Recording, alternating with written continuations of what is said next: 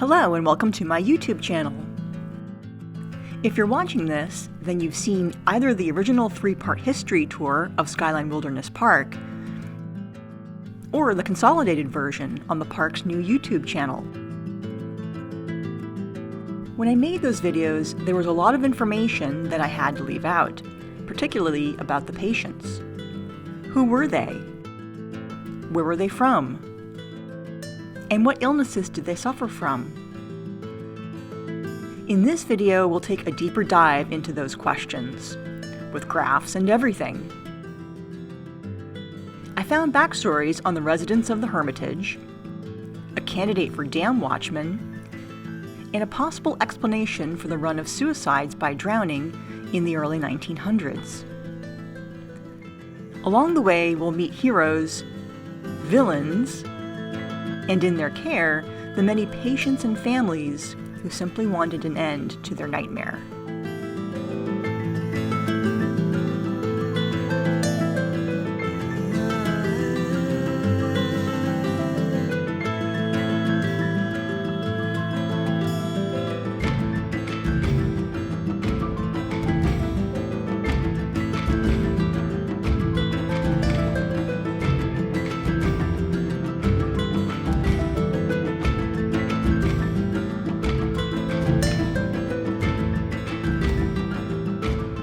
To start, I'd like to tell you about the first medical superintendent of the Napa Asylum, Dr. Edmund T. Wilkins. He gives you the impression of being a deeply moral and kind man. Born in 1824 in Tennessee, he managed plantations in a couple of different states. When he was 25 years old, at the start of the gold rush, he sailed to California, dabbled in mining unsuccessfully, and then returned east to attend medical college. He eventually came back to California with 13 of his former slaves, and gave them 160 acres of land to do with as they pleased. And as it turns out, he's related to both George and Martha Washington, even though the two of them never had children. Before Martha married George, she was married to Daniel Custis. He left her a widow at the age of 26. But before that, they had children. It was a descendant of her son with Daniel who married George's nephew to become the great-grandparents of Dr. Wilkins. What an unusual lineage. Now recall that at the time, moral treatment was the prevailing philosophy regarding the treatment of mental illness. Here's a great Dr. Wilkins quote about that. "The beneficial effects of pleasant surroundings upon the minds of insane persons are quite as great as upon those who are sane, and cannot be overestimated. Every moment occupied in viewing with pleasurable emotions the beauty of the surroundings, the growth of a tree, the sweetness of a flower, is a diversion of the mind from the sad condition of the patient, and has a tendency to re-establish a condition of health and cheerfulness." And where are these patients from? This article from 1880 states that of the patients admitted last year, 2/3 were of foreign birth, and nearly 20% are not citizens. I found a few of the institution's biennial reports online, so I pulled data from 3 years prior to 1900 to create a few graphs. Here's the data on countries of origin. You can see that more patients were indeed born outside the U.S. than were native-born, at least early on. And the countries they hailed from were diverse. The asylum was quite a multinational place. If you look by the numbers at the top 10 sources of immigration, the most highly represented countries were Ireland, Germany, and England. Now, that doesn't necessarily mean that people from these countries were predisposed to mental illness. It may have simply reflected the general migration patterns of the time. The majority were adults when they were admitted. You can see the largest category is comprised of 30 to 40-year-olds. But on occasion, a very young individual would be treated by the hospital, for example, in this 5 to 10-year-old range. I'll talk about a case like this later. In terms of marital status, these graphs show how many patients were married, single, or widowed. Male patients are on the left and female patients on the right, As you can see, a disproportionate number were single men. What did these folks do for a living? I went through news articles and collected occupations. Here is a subset that I found interesting. As you can see, it doesn't matter if you were a humble farmer, a wealthy nobleman, a cook, or a lawyer. No one is immune from mental illness. But there were some occupations that were more common among patients than others. Here are the top 18 according to the biennial reports I selected. As you can see, laborers and farmers comprise the greatest number of patients with known occupations across these years. This may simply reflect the general population at the time. I mean, this was early Napa after all, where farming and manual labor were probably common professions. But we can't rule out whether the poverty and stress associated with these professions predisposed people to illness. There were some interesting theories as to causes at the time, as illustrated by this quote from Dr. Wilkins. Too many people who have been raised on a vegetable diet change for animal food. This changes the character of the blood, makes it more stimulating, richer in quality, and more apt to produce congestion, inflammation, or adhesion of the membrane that surrounds the brain and spinal cord. If a person is raised on animal food, it is a different question. And then he's also quoted as saying, "Another cause of insanity is the use of whiskey." That may sound surprising to us today, but have you ever heard the phrase, "like a crazy drunk"? Well, the first individual to be treated at the asylum when it opened was admitted for alcoholism. The institution tracked what it called forms of disease, some of which are shown here. There was temporary insanity, different forms of mania like puerperal mania, which was a sort of postpartum psychosis in women, and dipsomania, a term for alcoholism. Some patients were categorized as simple-minded, and there were 3 subcategories. And one term I thought was a sort of cop-out or hand-waving term was softening of the brain. Some of these labels may still be in use today, but if you open a psychology textbook, the landscape has changed quite a bit. These terms are far more recognizable to us, and I'm sure many of you watching have either personally struggled with one of these conditions or known friends or family who have. At least 4 of these conditions have touched individuals within my own circle. And these afflictions are more common than most people realize.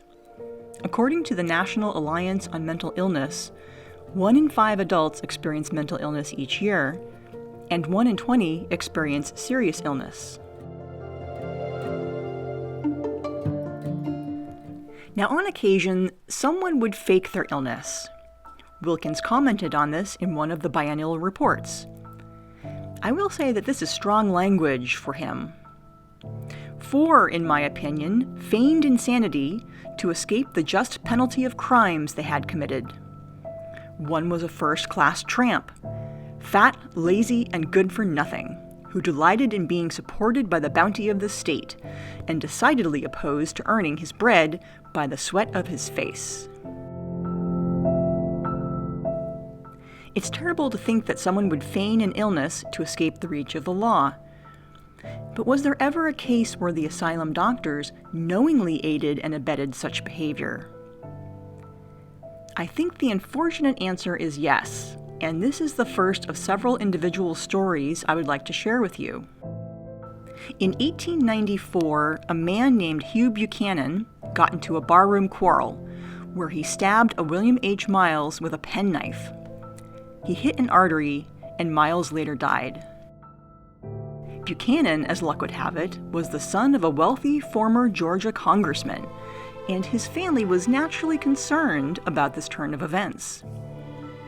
They brought the matter up with Dr. Stone, who, as you recall, was responsible for all sorts of corruption at the asylum. Dr. Stone, in turn, brought Buchanan's case to the attention of the asylum's medical superintendent at the time, Dr. Gardner. Dr. Gardner examined Buchanan and concluded that he was insane. And so Buchanan was admitted to the asylum, where he resided for several years. But that examination wasn't free. Gardner charged $1,500 for it, which is the equivalent of $50,000 in today's money. Nothing to see here. Plus, it came to light that before Buchanan's trial, belladonna was applied to his eye, just one eye, which would have made his pupil dilate, giving him a crazed appearance. Perhaps this was done to help convince the jury that he was really insane. Buchanan himself claimed that he was not ill, and even said he'd been promised freedom after a brief term at the asylum. In the end, it was a Dr. Dozier who came forward with the truth, that Dr. Gardner was wrong and Buchanan was sane. Buchanan was convicted of manslaughter and transferred to prison. And interestingly, Dr. Dozier replaced Dr. Gardner as asylum superintendent. Buchanan's case, it seems clear, was an abuse of the system. But were there cases where a sane person was accidentally misdiagnosed and placed in the asylum against their will? Robert Livingstone might be one such example.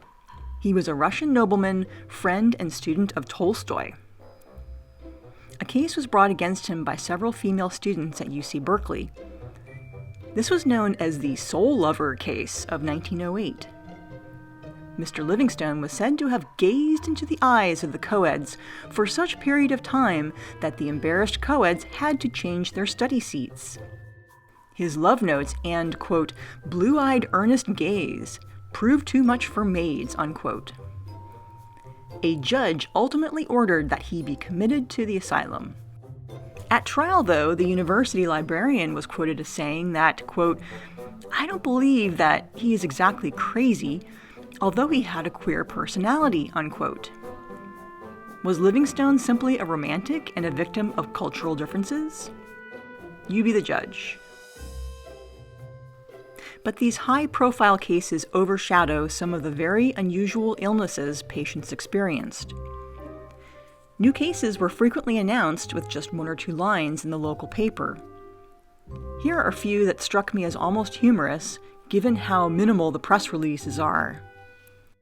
2 persons were committed to the asylum for the insane yesterday. The name of one of them could not be ascertained.